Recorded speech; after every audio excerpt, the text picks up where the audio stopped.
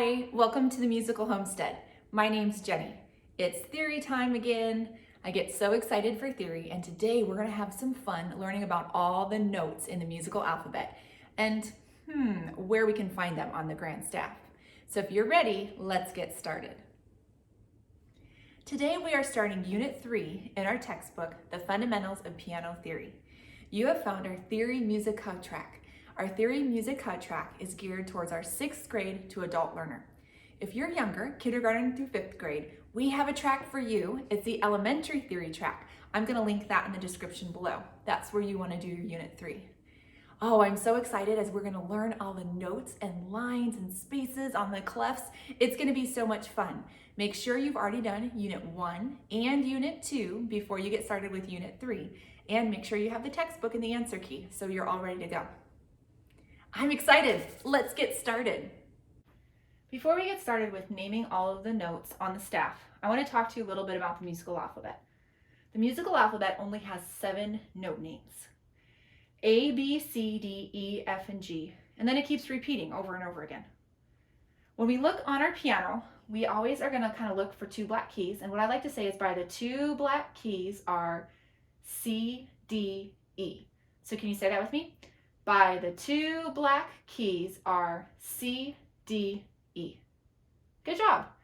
Now, if you notice, I have 2 sets of 2 black keys here, and our pattern is the same. So by the 2 black keys, we have C, D, E. And up here, by the 2 black keys, we have C, D, and E. Now, by the 3 black keys, we have F, G, A, B.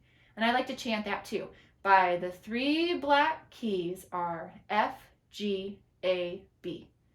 And when we look at our musical alphabet, we have A, B, C, D, E, F, G. Then we start back over. A, B, C, D, E, F, G. And that would go up the entire way in the piano. You're always going to have C, D, and E by the 2 black keys, and F, G, A, B by the 3 black keys. So now that we know our musical alphabet and how it looks on the piano, let's learn all the note names for our lines on the grand staff. Now that we know all of the notes in the musical alphabet, we have A, B, C, D, E, F, and G, and we also know that every staff has lines and spaces. We are going to learn all of the line names. In Unit 2, we learned that this is number 1, number 2, number 3, number 4, and number 5 when we were talking about lines. Today, we're going to learn that every line has a note name that is corresponding to that line.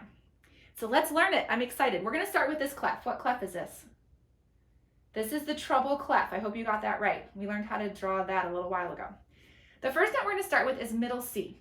Middle C is this one right here on my shortened piano. And it's going to be in the middle of your piano when you get to go and play on your piano. Now, if you're going to notice, middle C is a line note, but it's not one of our 5 lines that are on our Trouble Clef. Middle C has this little line going through it, and it's called a ledger line. A ledger line helps extend the staff. They can go below the staff or above the staff, and we're going to learn more about that later. But that's something that we see with our middle C. So here's the C that's right here. Now, line 1 in our Trouble Clef is always going to be our E line, and it's going to be this E right here that's above middle C. Line 2 is always going to be our G line, and it's going to be this G right here. Line 3 is our B line, and it's this B. Line 4 is our D line, and it's this D. And then our last line, line 5, is our F line, and it's going to be that F. If you had a half note on our 5th line, anywhere in your music, anywhere, you're always going to play this F that's above the middle C. If you had, a quarter note on middle C, and it was at the beginning of the song or the end of the song, anywhere, it's always going to mean that you play this C. That's what we have to start memorizing, and here's some ways to do it. We're going to talk about flashcards later. That can help you. Another thing that helps, another tool, is to come up with a sentence that helps you remember it. So maybe we're going to start with E. We're going to say, every good bear deserves fudge. You can do anything you want as long as you use all of these letters in this order. Don't get them mixed up. So I want you to take a minute, and I want you to come up with a sentence that will help you remember all of the line notes in the Trouble Clef. I'm wondering what sentence you came up with to help you remember all of the line notes. There's no right or wrong. It's whatever will help you remember the notes, because you're the one that has to memorize the notes and has to be able to play them quickly when you're doing your instrument. Now we're going to move on to the space notes. And before we talk about coming up with a sentence to help you remember, I want you to notice and see if you can see the word that's hiding right here. The space notes, the first 4 space notes, or the 4 space notes that are on the treble clef, spell the word face. Now I've also added the space that's below the treble clef and the space that's above the treble clef. The space that's below the treble clef is D, and the space that's above the treble clef is G. But the main 4 spaces on our treble clef spell the word face. That'll be easy to remember. We don't have to come up with a sentence, just remember the word face. Another way I like to remember this is the treble clef is on top of the bass clef, which we'll see when we do our grand staff, and our face is at the top of our body. So that helps me remember that my treble clef spaces are always going to spell the word face. This is D down here, and it's going to be this D that's right by middle C. This is F, the first space, and it's this F right here. The second space is A, and it's this A right here. The third space is C, this one here. The fourth space is E, and it's this one here. And then like we talked about, this space right here that's above the treble clef is going to be this G right here. Now you know all of the lines and the spaces for the treble clef. Now we're going to move on to the bass clef. It's time to move down to the bass clef. Now, if you notice, I moved my word middle over here because we are doing from middle C below. Our bass clef always represents the notes below middle C, and our treble clef represents the notes above middle C. So we have gone below middle C, we're in our bass clef, and we're going to do our line notes. Can you spot one note that uses a ledger line? You're right, it's over here. It's our middle C. Our middle C is going to be this C right here. Now wait a second. When we did the treble clef, there was a ledger line below the treble clef that I said was middle C, and I said it was this middle C. If you picked up on that, you're right. Both of them are middle C, and when we do the grand staff, I'm going to explain how that works. For now, this middle C right here is going to be on this ledger line that is right above our bass clef. So let's name all of the lines in our bass clef. Line number 1 is now going to be our G line. Line number 2 is going to be our B line. Line number 3 is going to be our D line. Line number 4 is going to be our F line. Line number 5 is going to be our A line. And then we have this little ledger line, which is going to be our middle C. Once again, notice that our letters are going every other note. So we're skipping a note in between. And we're doing all of the lines starting from down at the very bottom of the staff and working our way up. Once again, to help remember it, we got to come up with a sentence. Any sentence you want will work. We could have our bears again. Good bears do fine always. That might work. Any sentence you want to come up with that uses all of these notes in this order. That's what we're looking for. So spend some time now coming up with a really cool sentence that will help you remember all of those notes. Now we just have to learn the spaces on the bass clef, and we've learned all of the notes on our grand staff. Are you excited? I'm kind of excited. No, I'm really excited. Now, if you notice, once again, we have our skips. So we have F to A to C to E, and we're skipping all these notes in between, which is kind of cool.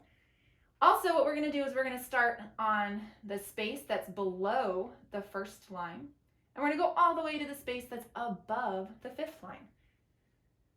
Our space down here that is below the bass clef is going to be F. And if you notice, middle C, we're 2 Fs below where that middle C is.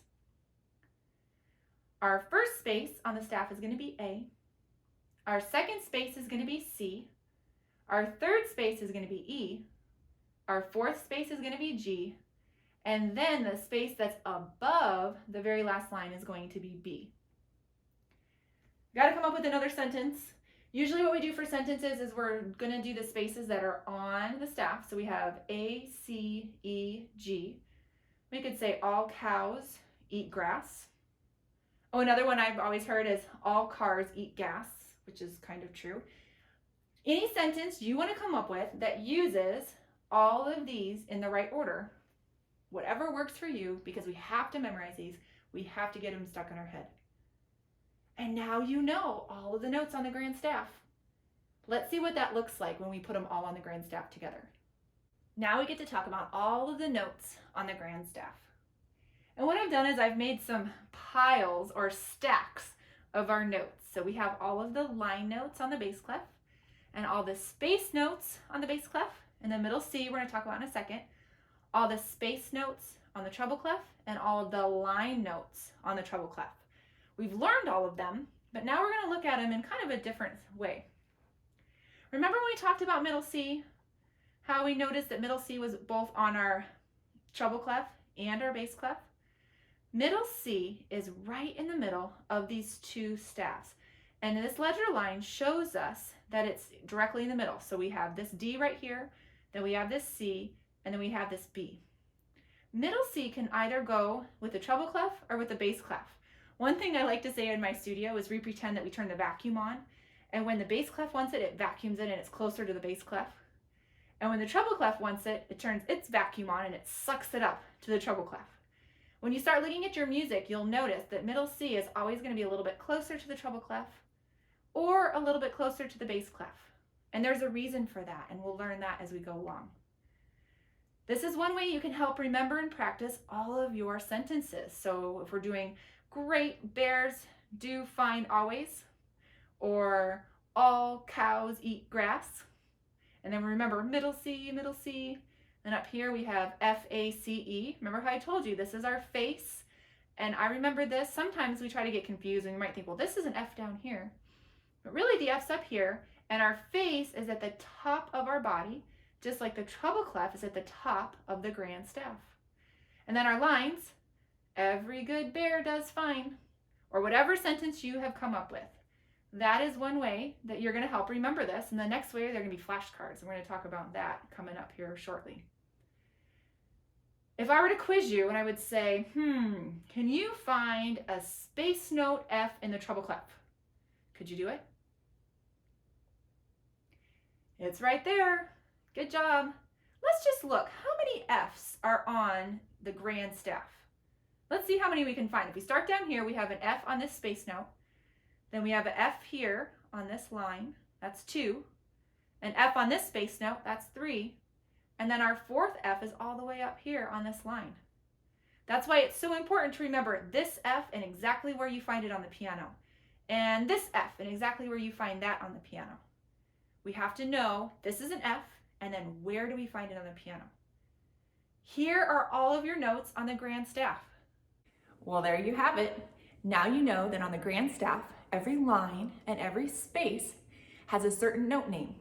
Kind of cool, huh? You can put a whole note, a half note, any kind of note on any line, anywhere in the music, and it's always going to be the exact same note. Now we got to get better at it. So what does that mean? Practicing. That's what we have to do. First of all, I want you to make sure you do all the pages in your textbook. Then we need to practice. So I'm going to link in the description below where you can pick up some flashcards. Flashcards are a great tool to help you learn your note names.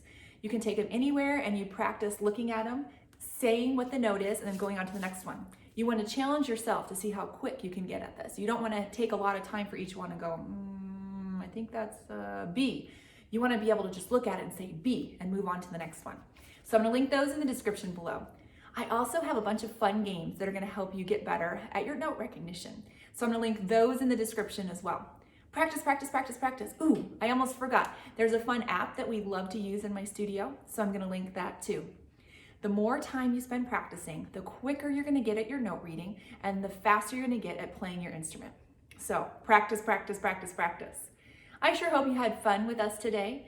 Before you go, do me a favor and find the subscribe button, click that, and turn the bell on so you don't miss any of our fun games and activities coming your way. So until I see you next time, have fun learning music.